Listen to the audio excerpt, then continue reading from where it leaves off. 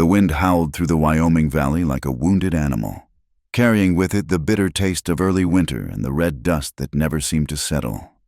Luke Merrick pulled his worn coat tighter as he guided his horse down the familiar trail toward the family homestead, his breath forming small clouds in the frigid air. The mountains loomed dark and unforgiving against the gray sky, their peaks already crowned with snow that would soon blanket the entire valley.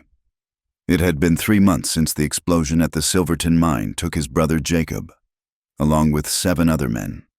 3 months since Luke had stood at that fresh grave, watching Hannah throw the first handful of earth onto the pine coffin while little Sarah clung to her mother's black dress.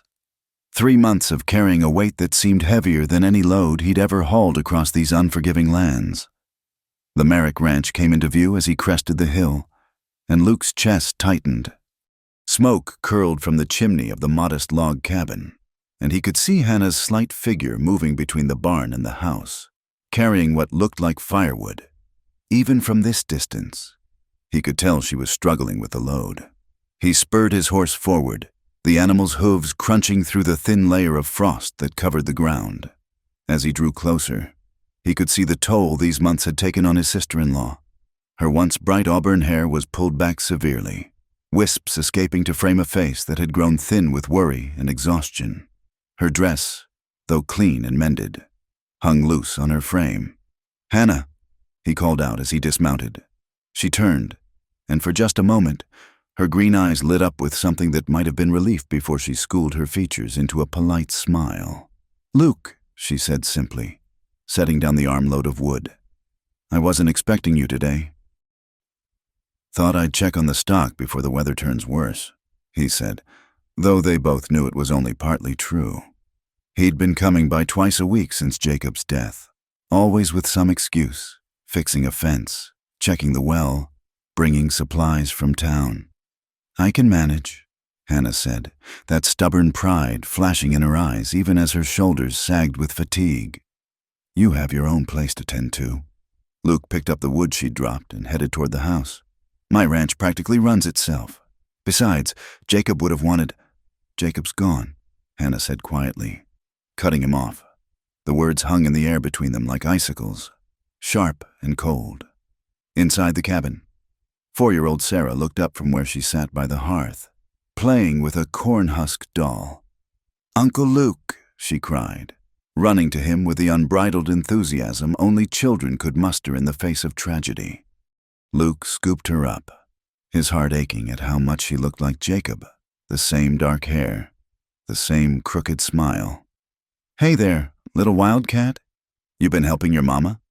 "I collected eggs this morning," Sarah said proudly. "Only broke one."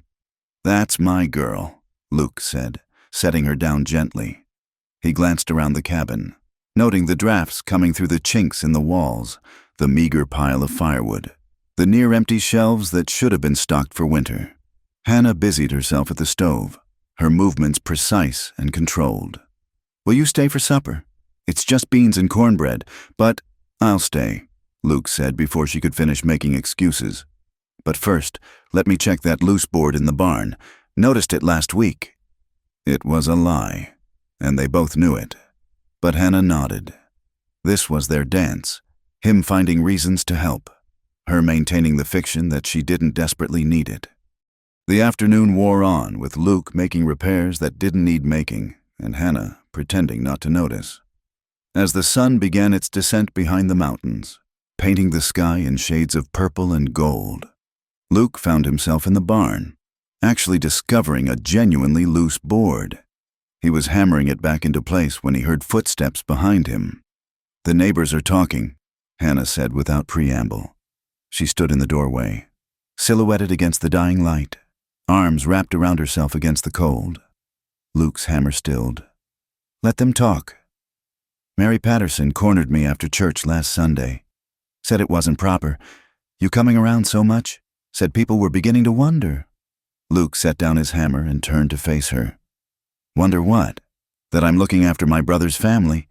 That I'm making sure his widow and child don't starve or freeze to death their first winter alone?" Hannah's laugh was bitter. "You know that's not what they're wondering. Luke." The accusation hung unspoken between them. Luke had heard the whispers in town, seen the knowing looks when he purchased supplies that everyone knew were headed to the Merrick Ranch. The good people of Cedar Ridge had vivid imaginations and even busier tongues. "I don't care what they think," Luke said. But even as the words left his mouth, he knew they weren't entirely true. He did care, not for himself, but for Hannah's reputation, for Sarah's future in this small, unforgiving community. Hannah stepped into the barn, and in the dim light, Luke could see the tears she'd been holding back. "I do care," she whispered. "I have to. A widow with a child can't afford to have her good name tarnished. You know that." Luke wanted to reach out to her, to offer comfort, but he kept his hands at his sides. That was a line he couldn't cross, no matter how much his heart ached to do so. Because the truth that he barely admitted to himself in the darkest hours of the night was that the townspeople weren't entirely wrong in their suspicions. He'd loved Hannah from the moment Jacob had brought her home as his bride 5 years ago. He'd stood as best man at their wedding, smiled and congratulated them, then ridden out to the far pastures and gotten drunk on cheap whiskey, trying to drown the feeling of his heartbreaking. For 5 years, he'd kept his distance, been the perfect brother-in-law, visited only when Jacob was home. He'd watched their happiness, celebrated Sarah's birth with them, and learned to live with the constant, dull ache of wanting what he could never have. And now, Jacob was gone, and the weight of his brother's absence was mixed with a guilt so heavy it threatened to crush him, because along with the grief was a treacherous hope that he tried desperately to suppress. "Maybe I should stay away for a while," Luke said, though the words felt like swallowing glass. "Let the talk die down." Hannah's head snapped up. "And how will I manage?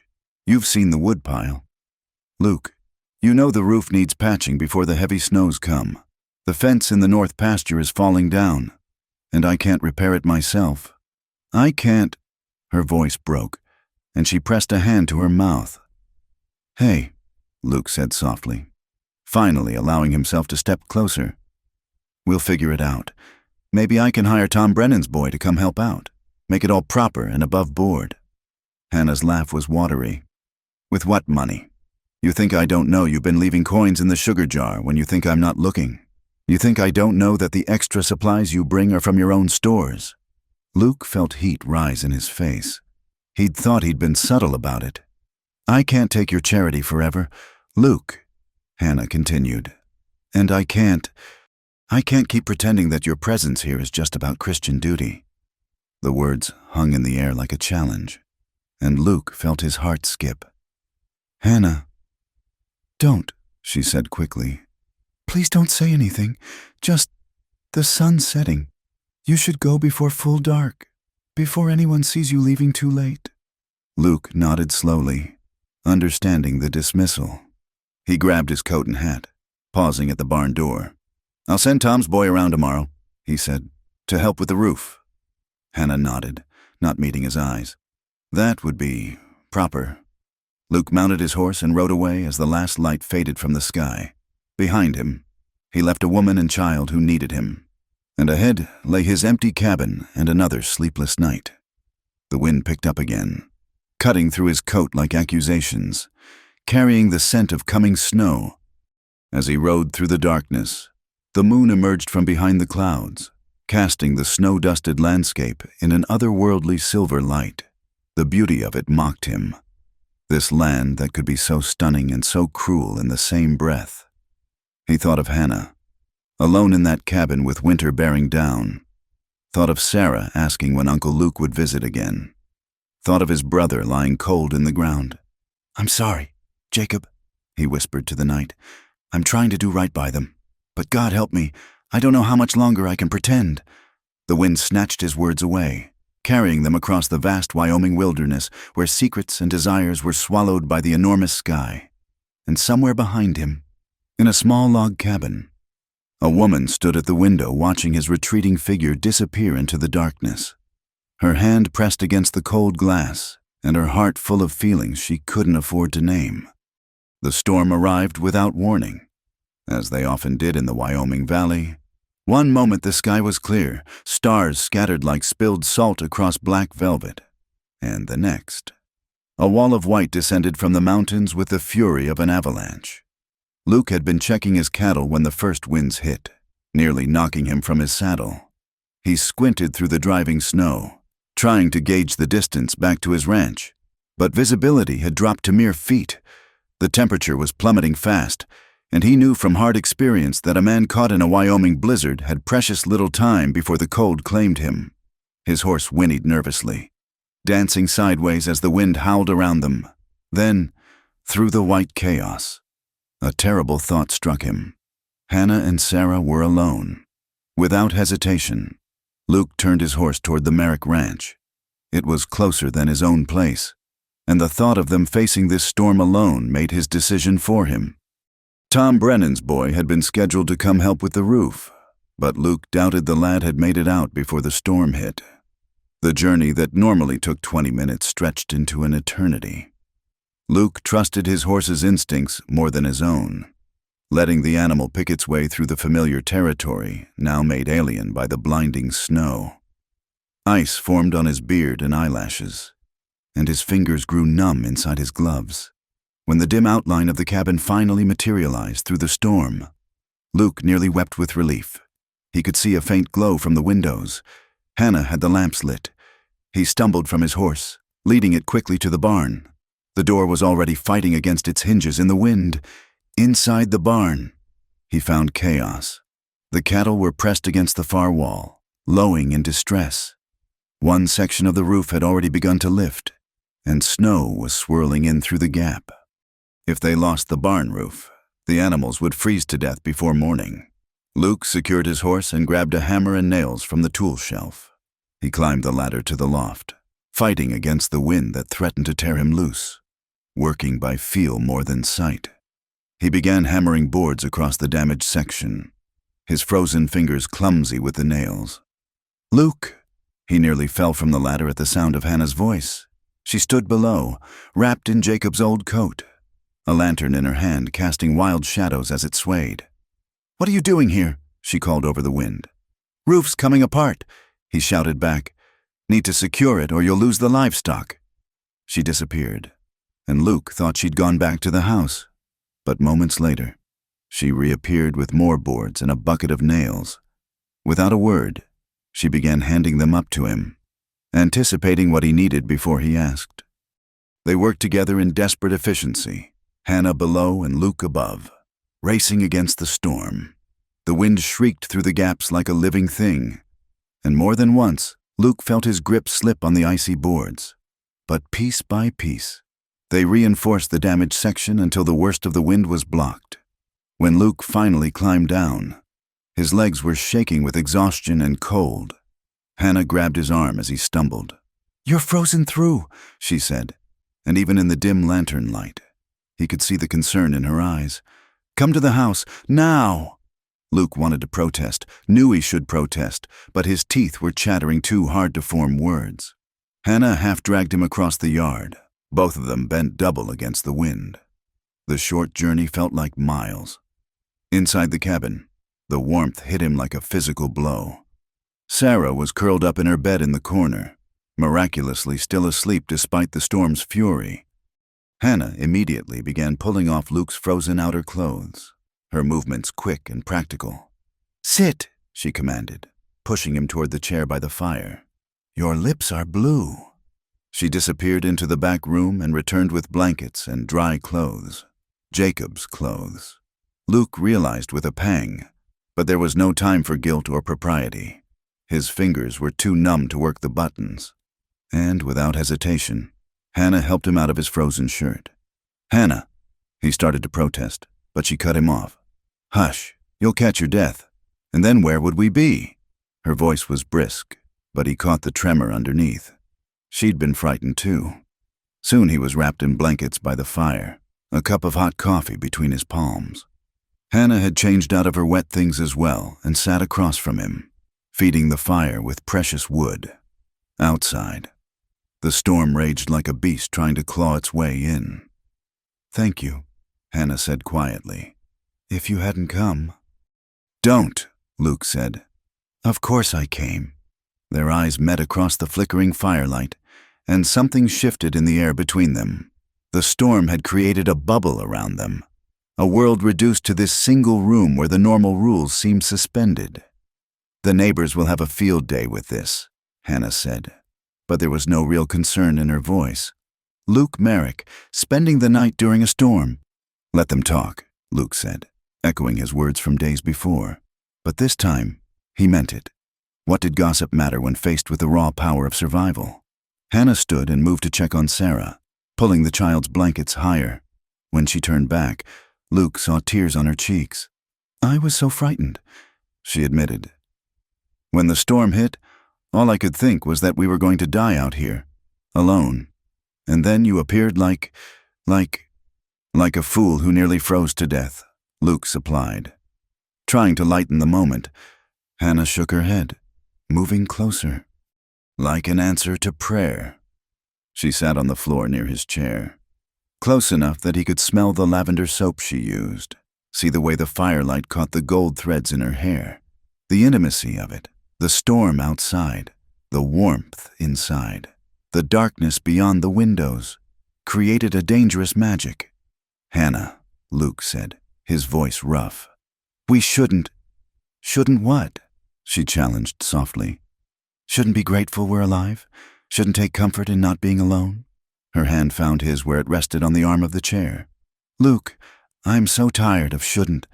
Her fingers were warm against his cold ones.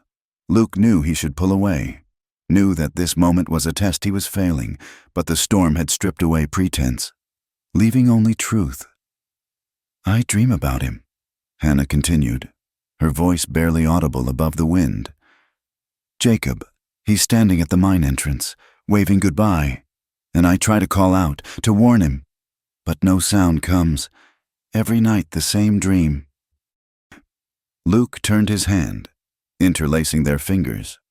"I know, I have dreams too." "What do you dream?" she asked.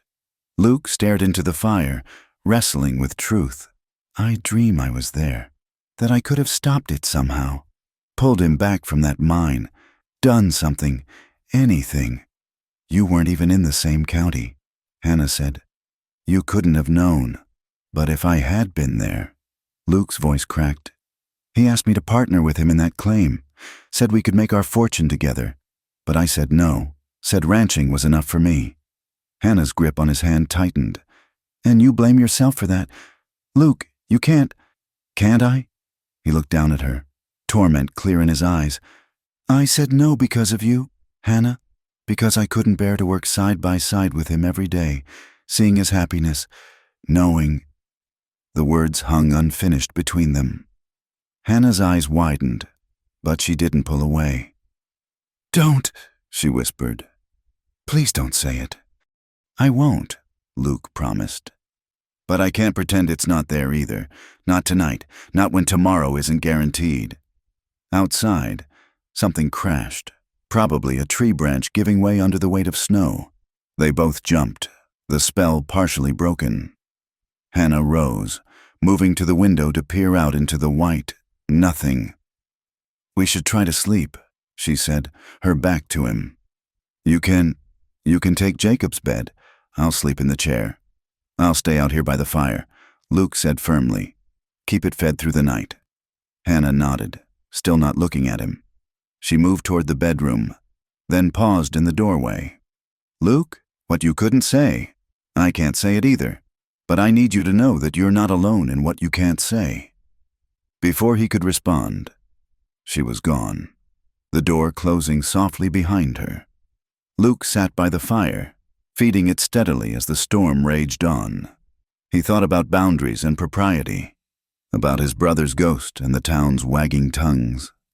But mostly he thought about the woman on the other side of that door, carrying her own burden of unspeakable truths. The blizzard howled through the night, shaking the cabin walls and rattling the windows.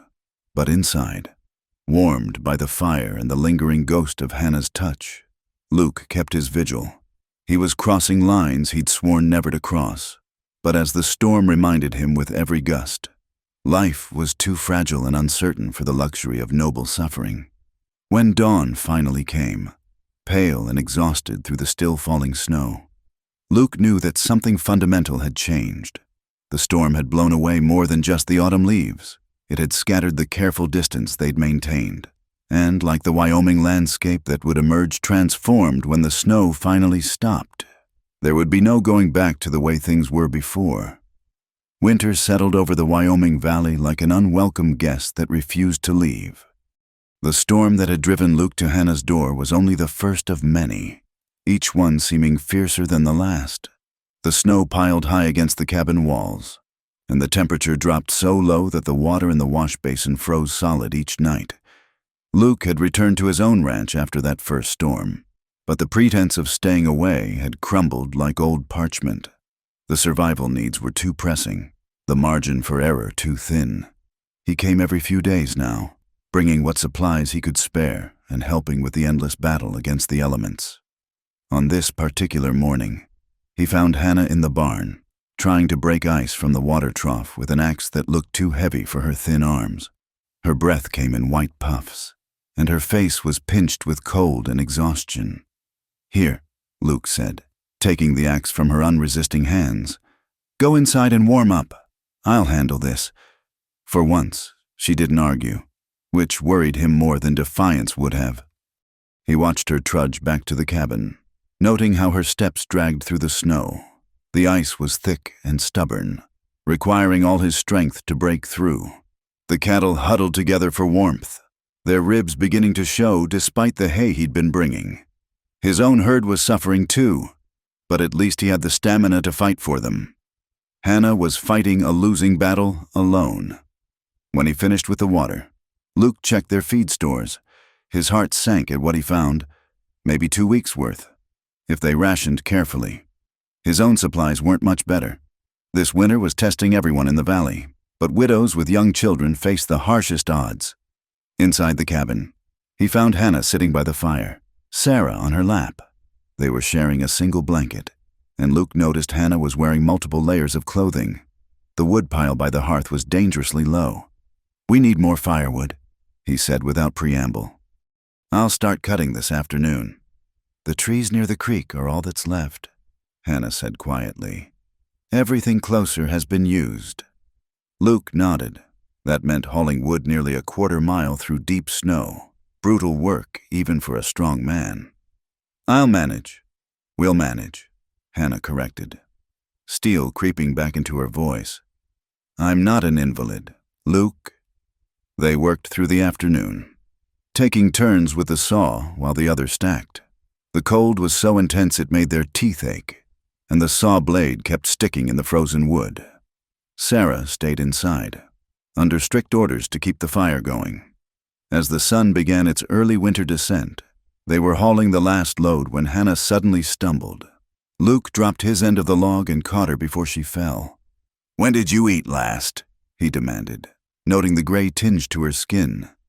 "This morning," she said, but her eyes slid away from his. "What did you eat?"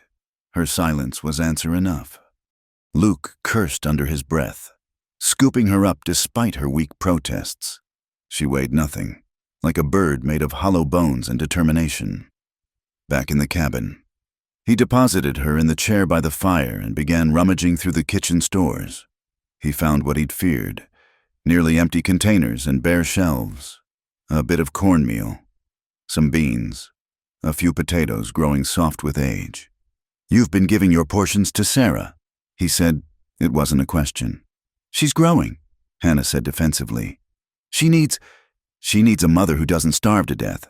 Luke interrupted harshly. Fear made his voice rough. "Damn it, Hannah, why didn't you tell me how bad it was?" "Because you've already given us too much," she shot back, tears suddenly spilling over. "Your own stores must be running low. I won't take food from your mouth, too." Luke knelt before her chair, taking her cold hands in his. "Listen to me. We're going to survive this winter, all of us, together. But you have to stop trying to be a martyr. I'm trying to be a mother," she whispered. "Then be one who's alive come spring," he said. "Please, Hannah, let me help, really help. Not just these half measures we've been dancing around." She looked at him for a long moment, and he saw the moment her pride finally cracked. I don't know what else to do, she admitted. I lie awake at night trying to calculate how many days of food we have left, how much wood we'll need, whether the cattle will make it. I'm so tired. Luke, so frightened. He pulled her into his arms then. Propriety be damned. She came willingly, burying her face against his shoulder and letting the tears come. He held her while she shook with exhaustion and fear, and the release of burdens carried too long alone. Mama? Sarah's small voice came from the bedroom doorway. Hannah pulled back, wiping her eyes quickly. It's all right, sweetheart. Uncle Luke and I were just talking. Sarah padded over in her nightgown, climbing into Hannah's lap. Is Uncle Luke staying for supper? There isn't much for supper, little one, Hannah said softly. Then we'll make something from what there is, Luke said, rising. Sarah, want to help me make the best pot of beans this valley has ever seen? The child nodded eagerly, and Luke set about making a meal from their meager stores. He'd bring more supplies tomorrow, no matter what Hannah said. As he cooked, he told Sarah stories about cowboys and wild horses, keeping her distracted from her mother's red eyes. They ate by candlelight to save oil, the three of them around the small table like a family. Sarah chattered about the drawings she'd made on the frosted window that morning, and for a moment, the weight of winter seemed to lift slightly, after Sarah was tucked back in bed. Luke and Hannah sat by the dying fire. The wind had picked up again, whistling through the gaps in the walls. I need to hunt, Luke said. Spotted deer tracks last week near the northern ridge. One good-sized buck could make the difference. In this cold? Hannah asked. Luke, it's dangerous to go that far alone. More dangerous to wait until we're too weak to hunt at all, he countered. Hannah stared into the fire, and when she spoke, her voice was so soft he almost missed it. I used to wonder why people talked about the frontier taking everything from you. Now I understand. It doesn't take it all at once. It nibbles away your strength, your pride, your hope, until there's nothing left but survival. That's not true, Luke said. You're still here, still fighting. That's not nothing.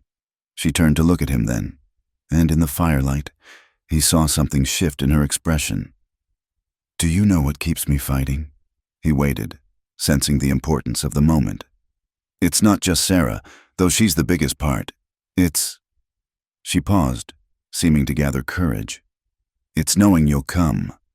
Even when the snow is hip-deep and the wind could freeze a man's blood, you always come. The air between them crackled with more than just the fire's sparks. Luke felt his heart hammering against his ribs. They jeered at the cowboy for loving his sister-in-law, Hannah said, her voice barely a whisper. That's what Mary Patterson said last week when I went for supplies. Said it loud enough for half the store to hear. Luke's hands clenched into fists. She had no right, but she wasn't wrong. Was she? Hannah interrupted. About the loving part? The question hung between them like a challenge. Luke stood abruptly, pacing to the window. Outside, the moon had risen, turning the snow-covered landscape into a silver sea. My heart doesn't know shame when it comes to you, he said finally, his back to her. Maybe it should. Maybe I'm betraying Jacob's memory every time I walk through that door, but I can't seem to stop. He heard her rise, felt her presence behind him. Jacob's been gone 4 months, she said. How long are we supposed to pretend that what's between us is just Christian charity? Luke turned to face her. In the moonlight, she looked ethereal, like something that might disappear if he reached for it. What are you saying?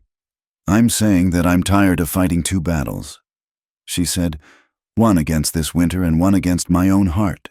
I don't have the strength for both. She raised her hand to his face, her fingers cold against his cheek. I love Jacob. I'll always love him. But he's gone, and we're here, and I can't keep pretending that your presence doesn't make me feel alive again. Luke caught her hand, pressing it against his cheek. Hannah, tell me you don't feel it too, she challenged.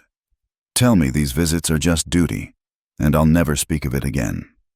He couldn't lie, not with her standing so close, not with the truth burning in his chest like a brand. Instead, He lowered his head slowly, giving her time to pull away.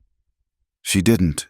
Their first kiss was tentative, almost frightened, as if they expected Jacob's ghost to materialize between them. But when lightning didn't strike and the world didn't end, Hannah made a soft sound and pressed closer. Luke pulled her against him, and years of careful restraint shattered like ice in spring. The kiss deepened, desperate and hungry, and tinged with the salt of her tears. When they finally broke apart, both were breathing hard. "I should go," Luke said roughly, though every fiber of his being rebelled against the words. "Yes," Hannah agreed, but neither moved. Outside, the wind howled its lonely song, reminding them of the cold reality beyond these walls. Tomorrow would bring fresh challenges, empty bellies, freezing temperatures, gossiping neighbors. But for this moment, in the silver moonlight with the taste of possibility on their lips, they allowed themselves to hope. When Luke finally forced himself to leave, Hannah stood at the door watching until he disappeared into the darkness. Her fingers touched her lips, still feeling the warmth of his kiss. "No shame," she whispered to the night. "No shame in choosing life." The moon continued its path across the sky, indifferent to human struggles and desires. But in a small cabin in the Wyoming Valley, a woman closed the door against the cold and began to believe that spring might actually come again. The news spread through Cedar Ridge like wildfire in August grass. By the time Luke rode into town for supplies 3 days after that moonlit kiss, he could feel the weight of every stare, hear the whispers that followed in his wake like tumbleweeds. At Morrison's general store, Emma Morrison barely looked at him as she filled his order. Her lips pursed in disapproval. When he added extra bacon and a bag of peppermint sticks for Sarah to his list, she finally spoke. "Awful lot of supplies for a bachelor rancher," she said, her voice dripping with false sweetness. "Hard winter." Luke replied evenly. "Neighbors help neighbors. Some more than others, apparently." She sniffed, wrapping his purchases with sharp, angry movements. Outside, Luke loaded his saddlebags, trying to ignore the cluster of women who had gathered near the church steps. Their voices carried clearly in the cold air. "Shameful is what it is," Mary Patterson was saying. "That poor Jacob not even cold in his grave, and his brother sniffing around his widow like a dog in heat. Always was something off about Luke Merrick," another woman added. "Never married, keeping to himself. Now we know why.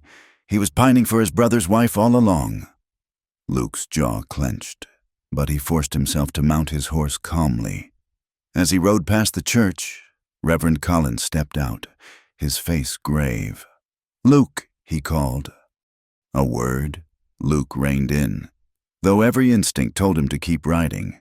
The Reverend approached, his breath misting in the frigid air. "I've heard troubling talk," Collins said, without preamble, "about you and the widow Merrick. Talk is all it is." Luke said, "I'm helping my sister-in-law through a hard winter, nothing more." The Reverend's eyes were knowing. "Be careful, son.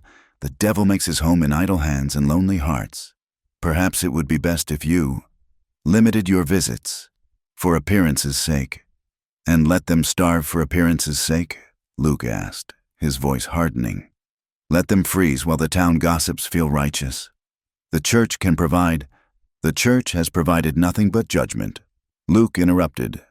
"Good day, Reverend." He spurred his horse forward, leaving the minister standing in the snow. But the conversation had shaken him more than he cared to admit. Not because of what people thought of him. He'd weathered worse storms than gossip. But Hannah, she didn't deserve to become a pariah. When he reached the Merrick Ranch, he found Hannah outside, struggling to drag a dead calf from the barn. Her face was streaked with tears of frustration and grief. "Froze in the night," she said as he dismounted. "That's 3 this week." Luke helped her move the carcass, his heart heavy. Losing cattle meant losing future income, future security.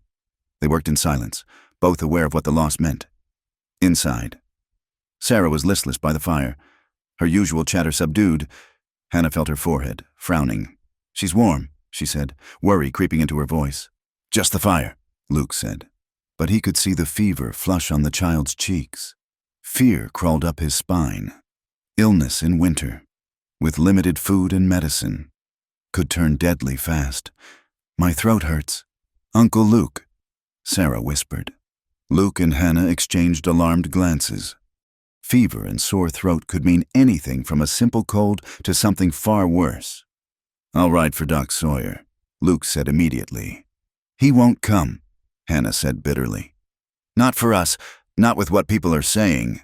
"Then I'll make him come," Luke growled. But Hannah was right. When Luke reached town, he found the doctor conveniently away on calls. His wife, a pinch-faced woman who attended the same church socials as Mary Patterson, informed him that the doctor couldn't be expected to ride all that way for those kinds of people. Luke's temper, held in check all day, finally snapped. "A child is sick," he said, his voice low and dangerous. "Whatever you think of me or her mother, Sarah is innocent." The woman's face flushed. "Perhaps her mother should have thought of that before carrying on so shamefully. The sins of the parents." Luke slammed his fist on the door frame, making her jump. "You tell your husband that if that little girl dies because he valued gossip over his oath, I'll make sure everyone from here to Cheyenne knows what kind of man he really is." He rode hard back to the ranch, fury and fear warring in his chest. The sun was setting by the time he arrived, painting the snow crimson. Inside, he found Hannah bathing Sarah's face with a cool cloth. "No doctor," he said shortly, "but I brought what medicines Morrison had." They spent the night taking turns with Sarah, trying to bring down her fever with cool cloths and willow bark tea. The child whimpered and tossed, calling alternately for her mother and her father. Each cry for Jacob was a knife to Luke's heart. Near dawn, Sarah's fever spiked dangerously high. She began to hallucinate, talking to people who weren't there. Hannah was near panic, and Luke felt helpless rage at their isolation, at the cruelty of a town that would punish a child for the perceived sins of adults. "We could lose her," Hannah whispered, her voice breaking. "Luke, we could lose her." Luke pulled both of them into his arms, Sarah's small body burning with fever between them. "We won't," he said fiercely. "I won't let that happen." They held her between them, Hannah singing soft lullabies while Luke told stories of spring, of wildflowers and warm sunshine, as if his words could chase away winter's grip. And sometime near sunrise, miraculously, the fever broke. Sarah's skin cooled, her breathing eased, and she fell into a natural sleep. Hannah sobbed with relief, and Luke found his own eyes wet. They sat together on the floor by Sarah's bed, exhausted and emotionally drained. They would have let her die, Hannah said, her voice hollow. "Because of us, because of what they think we've done." "Not everyone," Luke said. "Tom Brennan asked after you yesterday, said if you needed anything." "One voice of kindness in a chorus of condemnation," Hannah said bitterly. She looked at Luke, her eyes red-rimmed but fierce. "I'm done caring what they think, done trying to appease people who would judge a child for the choices of adults." She stood, swaying slightly with exhaustion, and Luke rose to steady her. They stood close, the morning light filtering through the frosted window. "Reverend Collins says I should stay away," Luke said, "for appearances' sake." Hannah's laugh was harsh. "Appearances? Yes, mustn't upset the good people of Cedar Ridge with the sight of a man caring for his brother's family." "Hannah? No," she interrupted. "I'm tired of it. Luke, tired of pretending that what's between us is wrong. They jeered at the cowboy for loving his sister-in-law? Let them jeer. At least we're alive to hear it. At least we're fighting for something real instead of hiding behind their proper, cold, hypocritical charity."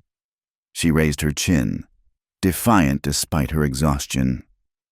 "I need you here, not just for the wood and the supplies, but because you make me remember that there's more to life than mere survival." "Is that so wrong?" Luke cupped her face in his hands, thumbs brushing away the tears she didn't seem to know were falling. "My heart doesn't know shame when it comes to loving you," he said softly. "Maybe it should, but it doesn't, and I'm done pretending otherwise." This kiss was different from their first, less desperate, more certain. a claiming and a promise despite the world's condemnation. When they parted, Hannah rested her forehead against his. "Stay," she whispered. "Not just for the night. Stay." Luke knew what she was asking, knew the line she was inviting him to cross. "The talk will get worse," he warned. "Let them talk themselves hoarse." Hannah said, "I choose this. I choose us." Outside, a winter bird called. Its song sharp and clear in the cold morning air. The sound seemed to break the spell of exhaustion and emotion. Sarah stirred in her bed, and normal life reasserted itself. But something fundamental had shifted. As Luke built up the fire and Hannah prepared a simple breakfast, they moved around each other with new ease. The decision had been made. The Rubicon crossed. When Tom Brennan rode by later that day to check on them, he found Luke splitting wood while Hannah hung washing on the line strung inside the barn. If he noticed the new intimacy and how they worked together, he said nothing. But when he left, he pressed a package into Hannah's hands. "My wife sent this," he said gruffly. "For the little one, she remembers what it's like, having young ones in winter." After he'd gone, Hannah opened the package to find a knitted scarf and mittens. Along with a small bag of horehound candy, she clutched them to her chest, tears flowing again. "Not everyone condemns us," Luke said, putting his arm around her. "No," Hannah agreed, "just most." But standing there in the barn, with evidence of kindness in her hands and Luke solid beside her, she found she could bear it. The valley might jeer, but love, real tested, forged in hardship, would sustain them through winter's worst. The stagecoach arrived on a gray February morning, its wheels cutting deep ruts through the muddy main street of Cedar Ridge. Luke was loading grain at Morrison's when he heard the commotion, voices raised in greeting, the excited chatter that always accompanied new arrivals in their isolated valley. He paid little attention until he heard a familiar voice that made his blood run cold. "Where might I find the Merrick Ranch? I'm looking for my sister-in-law, Hannah Merrick." Luke turned slowly to see Thomas Hartley, Jacob's cousin from Denver, standing beside the coach in a city suit that looked absurdly out of place. Beside him stood an older woman Luke recognized as Jacob's aunt, Margaret Hartley, her face set in disapproving lines that seemed carved from stone. "What brings you to Cedar Ridge, Thomas?" Luke asked, stepping forward. Thomas's eyes narrowed as he took in Luke's presence. "Luke, I might ask you the same question. We received disturbing correspondence about Hannah's situation." Luke didn't need to guess who had written. Mary Patterson stood near the post office, trying to look casual while clearly straining to hear every word. "Hannah's managing well enough," Luke said evenly. "The winter's been hard on everyone." "So we've heard," Margaret Hartley interjected, her voice sharp as winter wind. "We've also heard she's not managing alone, that there have been improprieties." The word hung in the air like an accusation. Several townspeople had stopped their business to watch the confrontation. "I'll take you to the ranch," Luke said, knowing there was no avoiding this reckoning. "You can see for yourself how Hannah's faring." The ride to the ranch was tense with unspoken accusations. Thomas kept shooting dark looks at Luke while Margaret maintained a rigid silence that spoke volumes. Luke's mind raced, wondering how Hannah would handle this unexpected invasion. They found her in the garden plot beside the house, trying to break ground for early planting despite the still frozen earth. She looked up at the sound of horses, and Luke saw her face pale as she recognized the visitors. "Thomas," she said, straightening slowly. "Aunt Margaret, this is unexpected." "I imagine it is," Margaret said, dismounting with surprising agility for her age. Her sharp eyes took in Hannah's worn dress, the shadows under her eyes, the way Luke automatically moved to help with the horses. "We've come to discuss your future, my dear, and Sarah's." Inside the cabin, the confrontation began in earnest. Sarah, thankfully, was napping in the bedroom, spared from the adult tensions filling the small space. "The situation is clearly untenable," Thomas began without preamble. "A young widow, alone with a child, trying to run a ranch.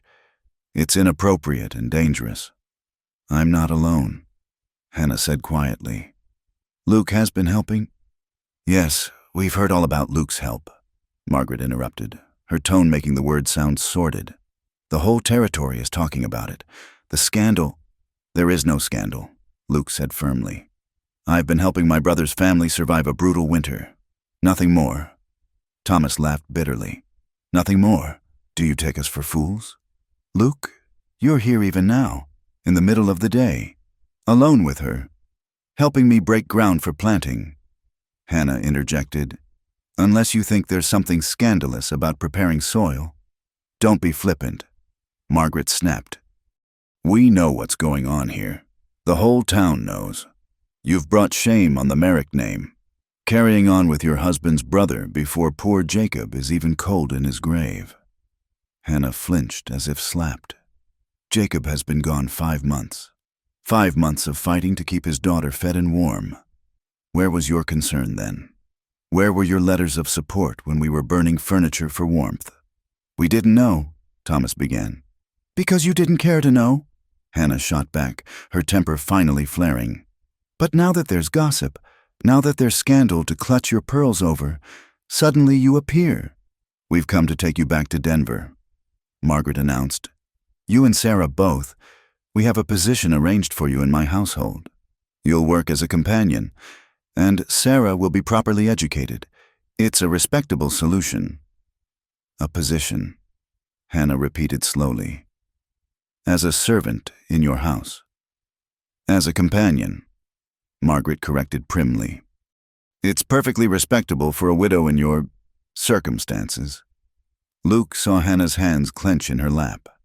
And the ranch will be sold, of course. Thomas said, the proceeds will go towards Sarah's education and your rehabilitation. No. The word dropped like a stone into still water. Hannah stood, her chin raised despite her trembling hands. I beg your pardon, Margaret said, clearly unused to being refused. I said no, Hannah repeated.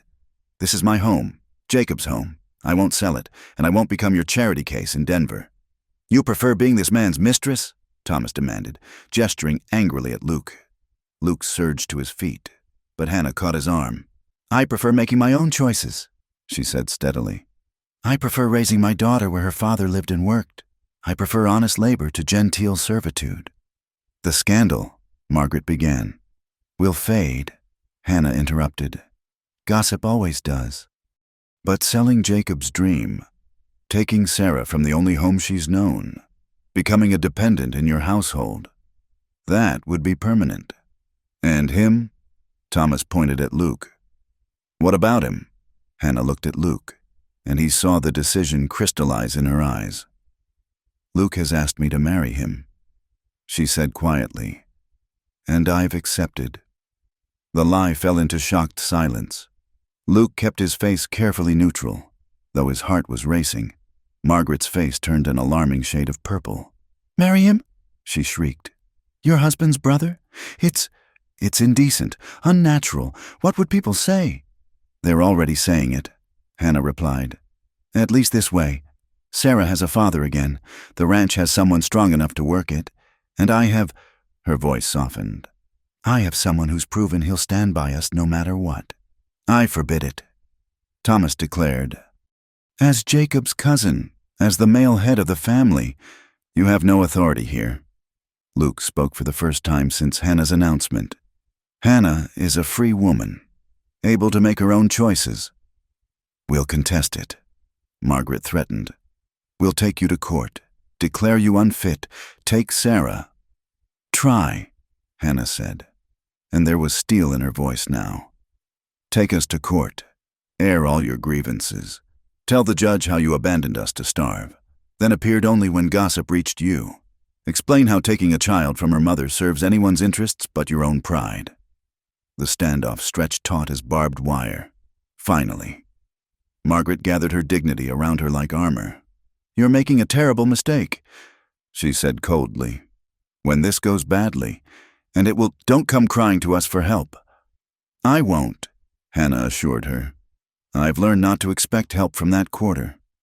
The relatives left in high dudgeon, Thomas muttering about lawyers and propriety, Margaret predicting dire consequences for such unnatural behavior.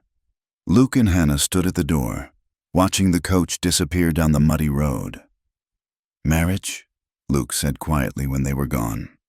Hannah's brave facade crumbled slightly. "I'm sorry. I shouldn't have said that without asking. But they were going to try to take Sarah, and I couldn't." Luke turned her to face him. "Hannah Merrick, will you marry me?" She blinked up at him. "Luke, not because of them," he continued. "Not because of gossip or propriety or anything else, but because I love you, because I want to raise Sarah as my own, because I want to wake up every morning knowing you're beside me, not stolen away to Denver or anywhere else." Tears spilled down Hannah's cheeks. "People will talk. They'll say we betrayed Jacob." "Jacob's gone," Luke said gently. "But we're here, Sarah's here, and I think he'd want us to be happy, to be a family." Hannah was quiet for a long moment, then nodded slowly. "Yes," she whispered. "Yes, I'll marry you." Luke kissed her then, there in the doorway with the late winter sun slanting across the threshold. It was a kiss of promise and commitment, of chosen family and defiant love. "Uncle Luke." Sarah's sleepy voice came from behind them. "Are you staying for supper?" Luke scooped her up, settling her on his hip. "I'm staying for good. Little wildcat, if that's all right with you." Sarah considered this seriously, then nodded. "Good. Mama smiles more when you're here." Over the child's head, Luke and Hannah's eyes met. The road ahead would be difficult. There would be more confrontations, more judgment, legal challenges perhaps. But standing there in the doorway of the home they would share, with Sarah between them and spring finally whispering its approach, they felt ready to face whatever came. The valley might jeer, relatives might condemn, but love complicated, unexpected, hard-won love would see them through. Spring arrived like a miracle after the harsh winter, painting the Wyoming Valley in shades of green and gold. The snow retreated to the highest peaks, revealing meadows dotted with wildflowers. And with the changing season, Hannah's condition became impossible to hide. She stood before the small mirror in their bedroom, her hands resting on the gentle swell of her belly. 3 months along now, though she'd known almost from the beginning. The nausea, the fatigue, the peculiar sensitivity to smells, all familiar signs from carrying Sarah. Luke found her there, coming up behind her to wrap his arms around her expanding waist. "How are you feeling this morning?" "Like I swallowed a bird that won't stop fluttering," she said, leaning back against him. They'd been married a month now. A simple ceremony with only Tom Brennan and his wife as witnesses. The rest of Cedar Ridge had pointedly stayed away. "Have you thought about how to tell people?" Luke asked gently. Hannah's reflection smiled wryly. "I think my body will do the telling soon enough. Mary Patterson already looks at me like she's counting on her fingers every time I pass." As if summoned by the mention of her name, they heard horses approaching. Luke went to the window and cursed softly. Speaking of Mary Patterson, a delegation from town was riding up. Mary Patterson, Emma Morrison, Reverend Collins, and several other pillars of the community. Hannah smoothed her dress, choosing one that still concealed her condition, and stepped onto the porch with Luke beside her. "Reverend," Luke nodded. "Ladies, what brings you out here?" Mary Patterson's eyes were already scanning Hannah critically. "We've come on a matter of Christian concern," she announced, though her tone suggested anything but Christian charity. "We've heard troubling rumors," Reverend Collins said, looking uncomfortable. About a blessed event." Hannah lifted her chin. "If you've come to offer congratulations on our marriage blessing, you're a bit late, but thank you." Emma Morrison gasped. "She admits it, bold as brass." "Admits what?" Luke asked, his voice dangerously quiet. "That my wife is expecting our child?" The word "our" hung in the air. Everyone understood the implication, the timeline that didn't quite add up to their recent marriage. "Have you no shame?" Mary demanded. carrying on while your husband was barely cold, and now flaunting the evidence of your sin? My husband, Hannah said clearly, is standing right beside me. My late husband has been gone 7 months. I've observed mourning. I've struggled through winter. And now, I'm embracing life. If that offends you, I suggest you look to your own conscience. The whole valley is talking, one of the other women said. About how you trapped poor Luke with a baby, how you— Enough! Luke's voice cut through their accusations like a blade. My wife trapped no one. I pursued her. I courted her. I married her gladly. And yes, our child was conceived in love, not sin. Reverend Collins cleared his throat. The appearance of impropriety is just that, appearance. Hannah interrupted. You judge us for finding love after loss, for choosing life over endless mourning? Where were you when I was choosing between feeding my daughter and feeding myself? Where was your Christian concern then? We would have helped if we'd known, Emma began. You knew, Hannah said flatly. Everyone knew. But helping a struggling widow was less interesting than gossiping about her. Her hand moved unconsciously to her belly, and Mary Patterson's eyes followed the gesture with malicious satisfaction. And now look at you, your shame written on your body for all to see. Something in Hannah seemed to break free at those words. She stepped forward, and Luke saw not the exhausted widow of winter, but the strong woman who'd survived it. You want me to be ashamed? She asked. Ashamed that I'm carrying life after so much death? Ashamed that I found love with a good man who proved his worth through actions, not words? Ashamed that my daughter will have a father again, that this ranch will thrive instead of fail? She moved her hand deliberately to cradle her belly, making the gentle swell visible. I'm not ashamed. I'm grateful. Grateful to be alive, to be loved, to be creating new life. And if that offends your delicate sensibilities, perhaps you should examine why joy and love threaten you so much. The delegation exchanged uncomfortable glances. They'd expected tears, pleas for forgiveness, shame. Instead, they faced a woman transformed by survival and strengthened by love, until her rounded belly shamed the valley. Mary hissed. That's what people are saying, that your condition shames us all. Luke laughed, surprising everyone. The only shame here is yours. Shame for your cruelty, your judgment, your failure to show basic human kindness. My wife's condition doesn't shame anyone. It blesses us. You won't be welcome in town, Emma warned. No decent person will associate with you. Then we'll associate with the indecent ones, Hannah replied. The ones like Tom Brennan who helped without judging. The ones who understand that life is too hard and too short to waste on hatred. Reverend Collins made one last attempt. Think of the child, growing up with such scandal attached. Our child will grow up loved, Luke said firmly. Wanted, cherished. Can everyone here say the same about their origins? The uncomfortable shifting of several delegation members suggested not. Sarah chose that moment to come running from the barn, where she'd been collecting eggs. She stopped short at seeing the visitors, then ran to Hannah's side. Mama, I found 6 eggs, and one was blue. She noticed the tension then, pressing closer to Hannah. Are these people being mean to you? No, sweetheart, Hannah said, stroking her daughter's hair. They're just leaving, without even saying what we came to say. Mary protested. Which was what? Luke asked. That we're not welcome in your small, bitter version of Christianity? Message received. Now get off our land. The delegation retreated in disarray, muttering among themselves as they rode away. Hannah felt the fluttering in her belly again, stronger this time, like butterfly wings or hope taking flight. That went well, she said dryly. Luke pulled both her and Sarah into his arms. They'll be back, or they'll send others. Let them come, Hannah said.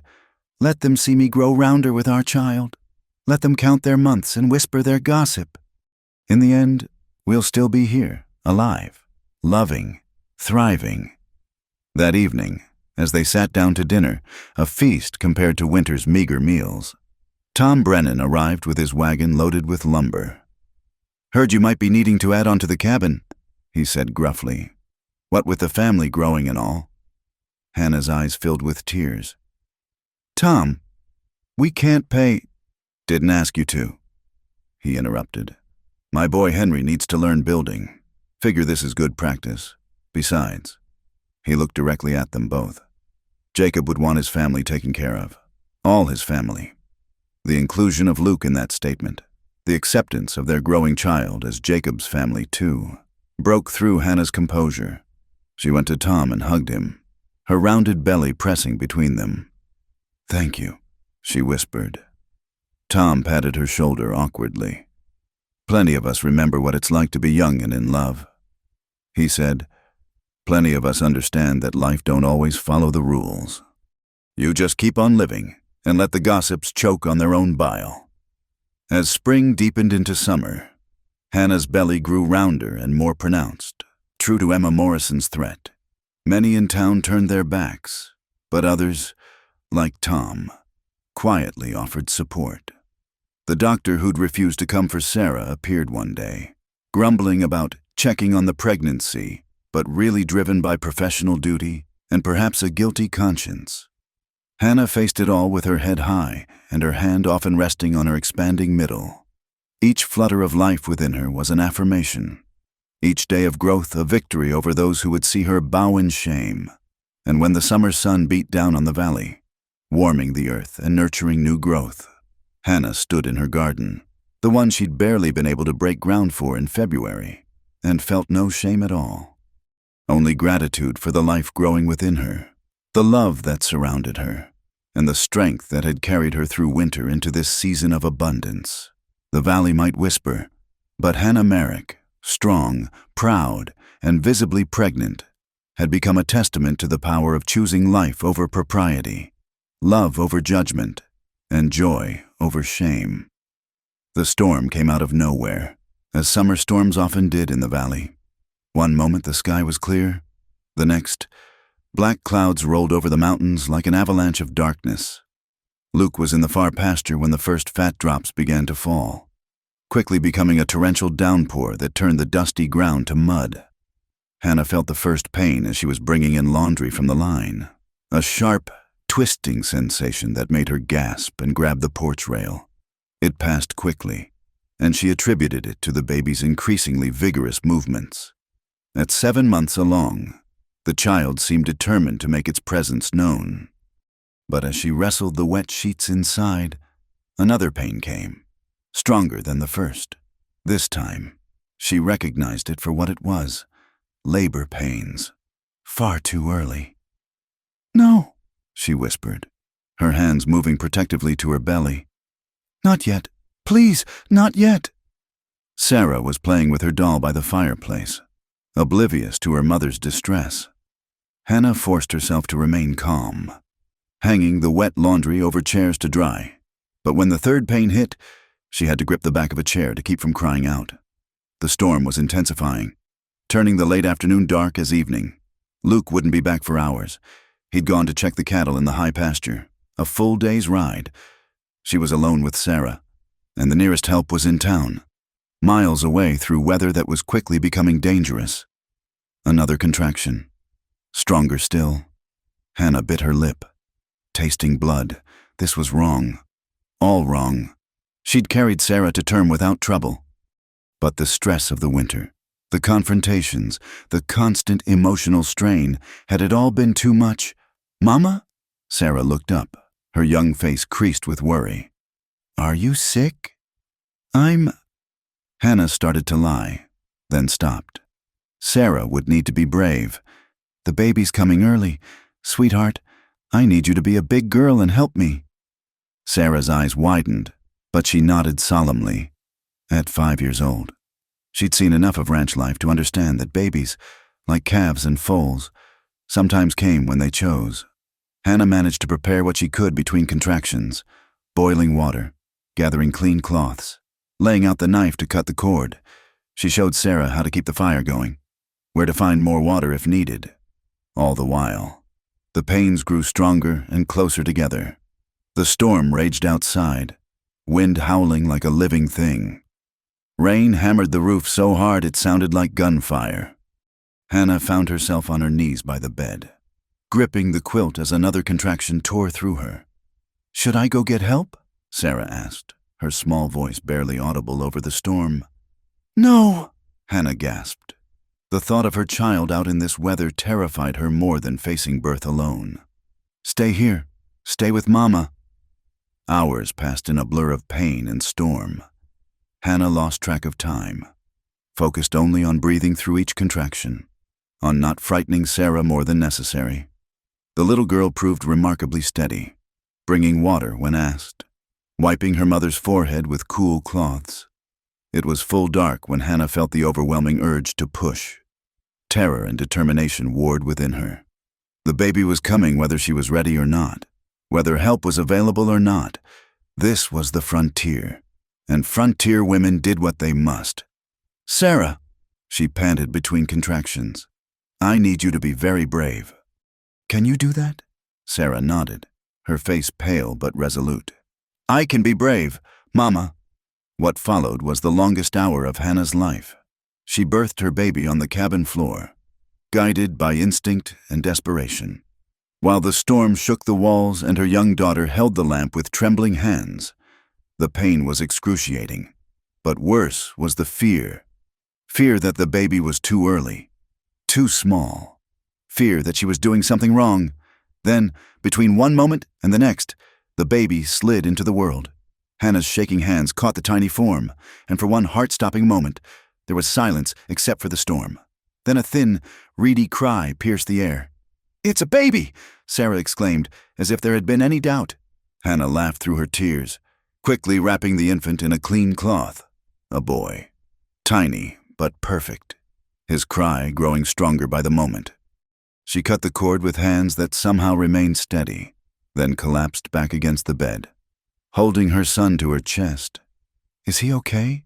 Sarah asked, creeping closer. "He's small," Hannah said, examining the baby by lamplight. "But he's breathing well, all his fingers and toes." The baby's skin was red and wrinkled, but his grip when he caught her finger was surprisingly strong. The afterbirth came naturally, and Hannah managed to clean herself and the baby as best she could. She was exhausted beyond measure, but exhilarated too. They had done it, against all odds, in the middle of a storm. She and Sarah had brought this life into the world. "What's his name?" Sarah asked, gently touching the baby's downy head. Hannah looked at her son, Luke's son, and felt a wave of fierce love. "Samuel," she said softly. "Samuel James Merrick, after your papa's middle name." It was near dawn when the storm finally broke. Hannah had managed to move to the bed, Samuel nursing weakly but determinedly at her breast. Sarah had fallen asleep on the floor beside them, still clutching the lamp she'd held so bravely through the night.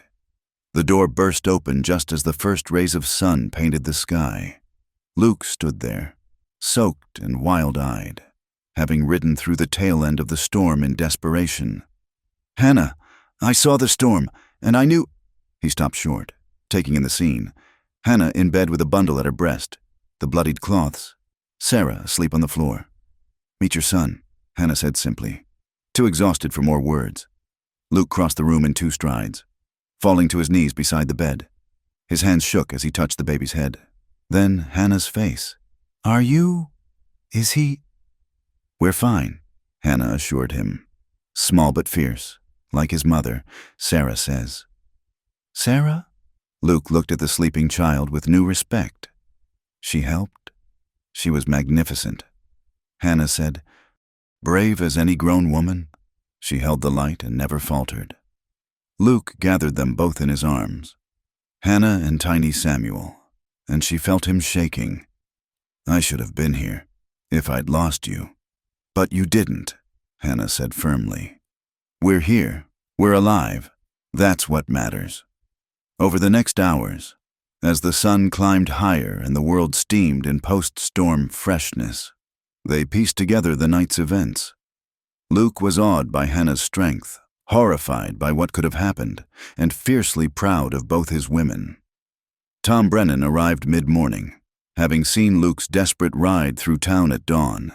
He took one look at the situation and sent his son for the doctor, broking no argument about whether the man would come. Dr. Sawyer, faced with Tom's glowering presence, examined Hannah and the baby with professional thoroughness. The child's early but healthy. He pronounced, "Good lung development, strong reflexes. You did well. Mrs. Merrick."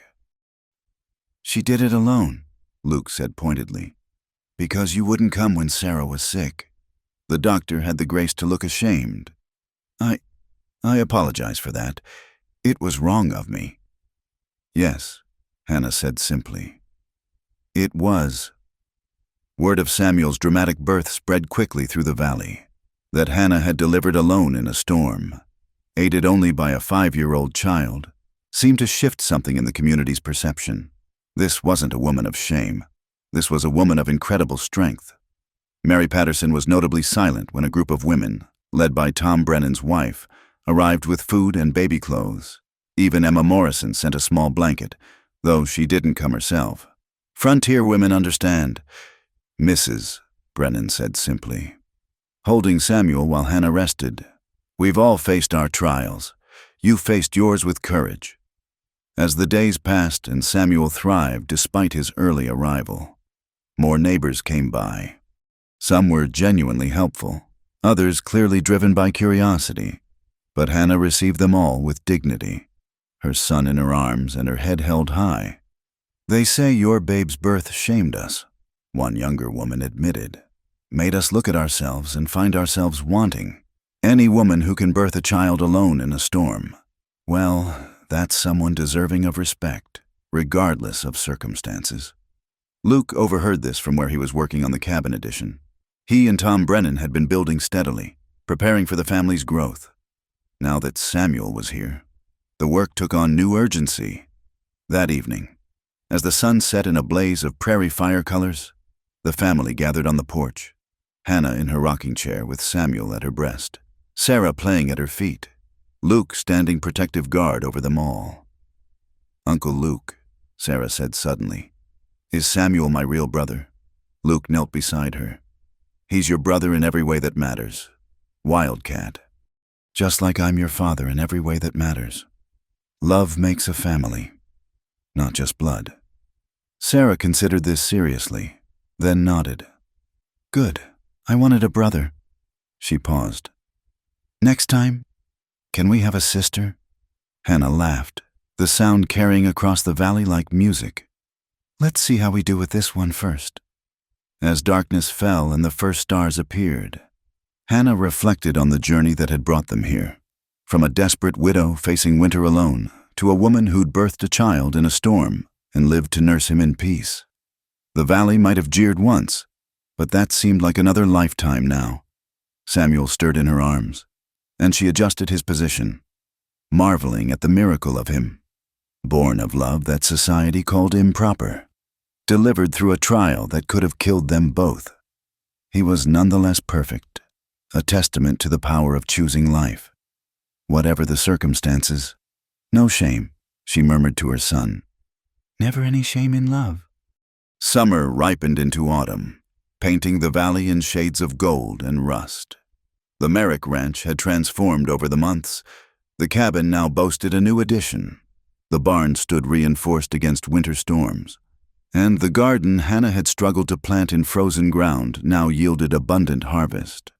Samuel had grown from a tiny, early baby into a robust infant with his father's dark eyes and his mother's determined chin. At 4 months old, he was the center of the household, with Sarah appointing herself his fierce protector and Luke carrying him around the ranch, explaining the workings of their small empire. On this particular October morning, Hannah stood in the garden, Samuel sleeping in a sling across her chest while she harvested the last of the squash. The rhythm of work, the weight of her baby, the autumn sun on her face. It all felt like a benediction after the struggles of the past year. "Hannah." She looked up to see a wagon approaching, and her heart lifted. It was Mrs.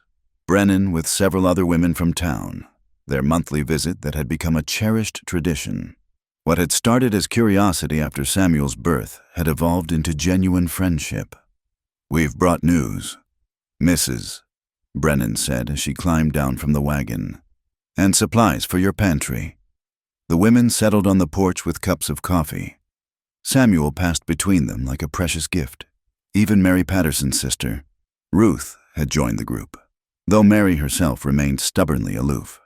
"So what's this news?" Hannah asked, adjusting Samuel as he began to fuss for his feeding.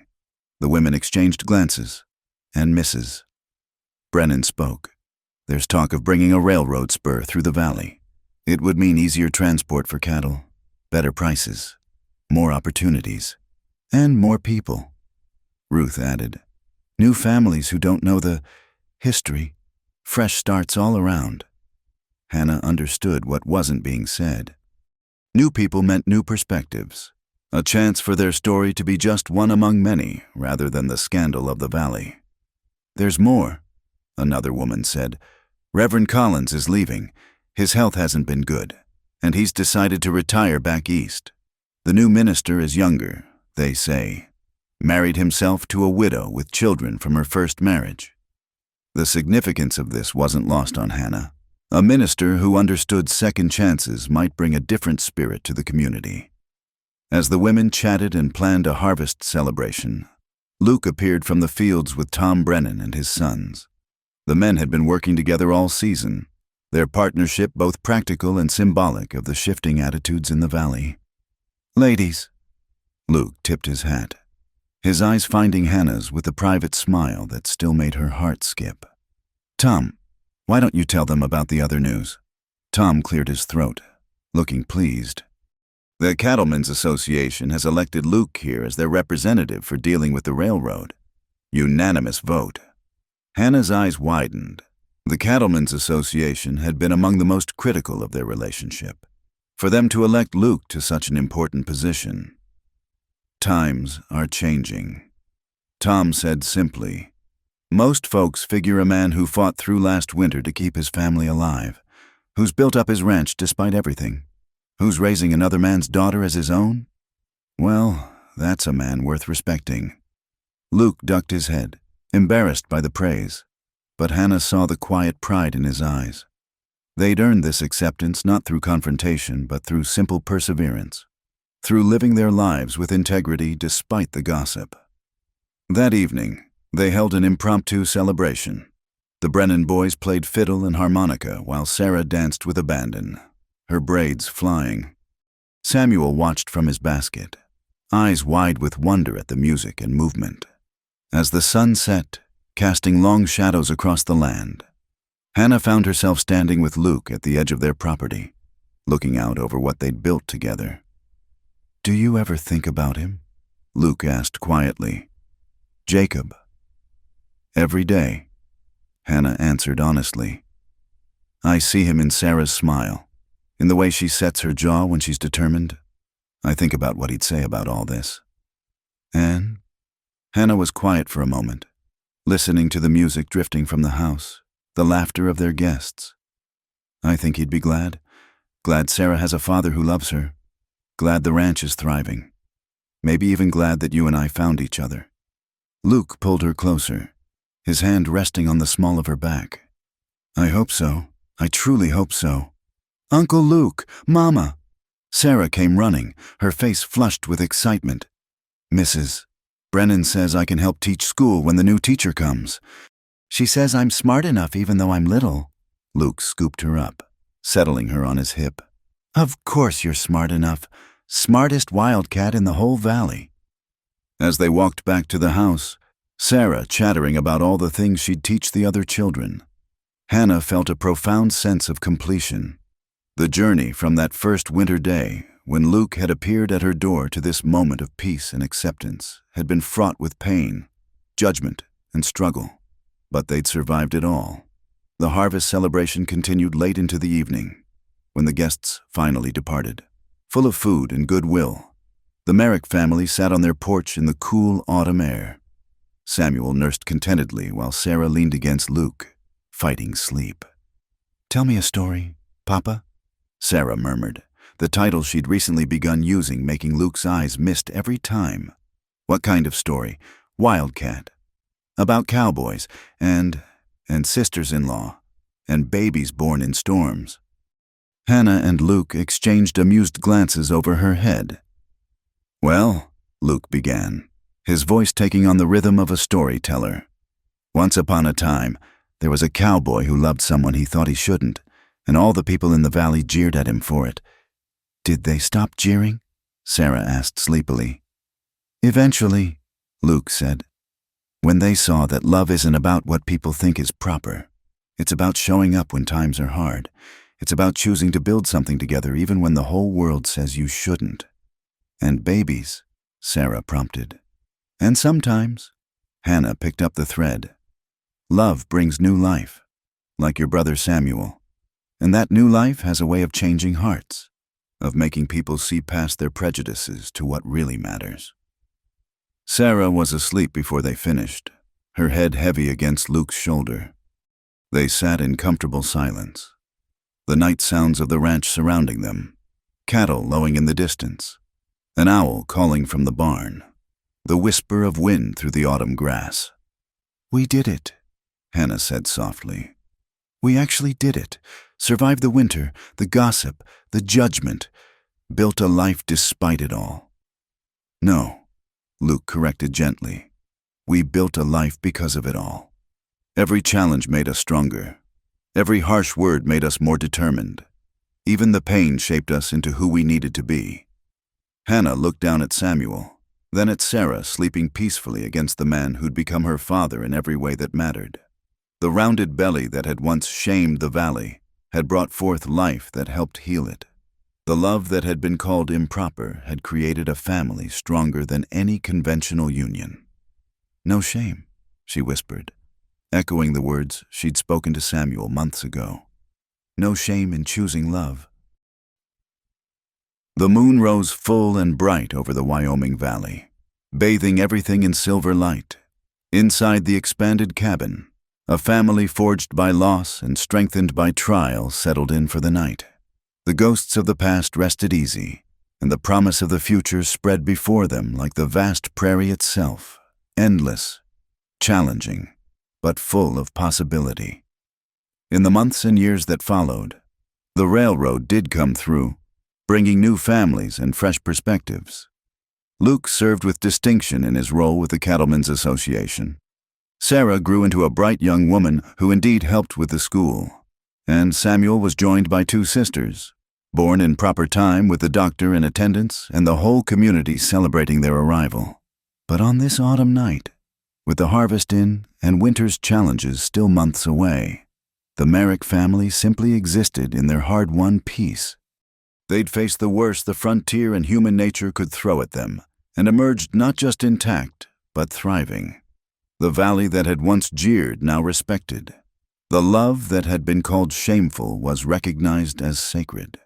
And in a cabin that had nearly seen tragedy, laughter rang out like a bell, calling all who heard it to witness that sometimes the greatest victories come from simply refusing to be ashamed of choosing life, choosing love, choosing hope against all odds. Thank you all for listening to this tale from the Wild West. I'd love to hear where you're tuning in from. Drop a comment below and let's connect across the miles, just like the old frontier brought people together. If you enjoyed this story of love conquering prejudice in the Wyoming Valley, please subscribe to Wild West Campfire for more tales of courage, romance, and survival from America's frontier days. Share your thoughts about Luke and Hannah's journey in the comments.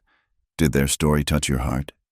Until next time, partners, keep riding tall in the saddle.